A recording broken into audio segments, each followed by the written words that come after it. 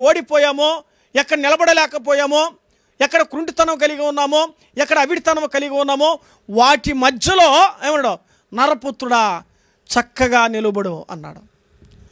దేవుడు నిలబెడితే పడకుండా నిలబెట్టుటకు ఆయన సరిపోయిన వాడు. అది పడకుండా నిలబెట్టుటకు సరిపోయిన వాడవయ్యా, పదిలముగా మమ్ము బలపరచే పరిశుద్ధ దేవుడవయ్యా. మనం నిలబెట్టే దేవుడు ఆయన. పదిలంగా ప్రభుత్వం ఉంటే నేను నిలబెడతాడు. ఏ కష్టం రాని, కన్యులు రాని, బాధ రాని, రోగం రాని, ఇబ్బంది రాని నిలబెడతా. లోకం పడేయాలనుకున్నా, ఎన్ని ప్రయత్నాలు చేసినా, ఎన్ని కుట్రలు చేసినా, ఎన్ని మన్నట్టు కుతంత్రాలు ఉన్నా, దేవుడి యొక్క దృష్టిలో నువ్వు నిలబడాలనుకున్నప్పుడు నేనెవరు పడగొట్టలేరు. ఒకవేళ పడిపోయిన స్థితిలో ఉన్నావా, వేదనకరమైన స్థితిలో ఉన్నావా, బాధాకరమైన స్థితిలో ఉన్నావా, ఆయన నిలబెట్టుటకు సమర్థుడు. ఆయన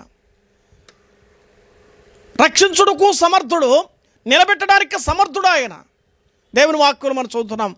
బంధించబడిన వారిని దేవుడు ఏం చేశాడంటే ఆ స్థితి నుంచి దేవుడు విప్పాడు. ఈరోజు మన జీవితాల్లో మానసికంగా ఉన్నప్పుడు గమనించి ఆ బంధకాల నుంచి, ఆ వేదన నుంచి, ఆ పరిస్థితి నుంచి, ఆ దురాత్మ నుంచి దేవుడు తోలివేశాడు.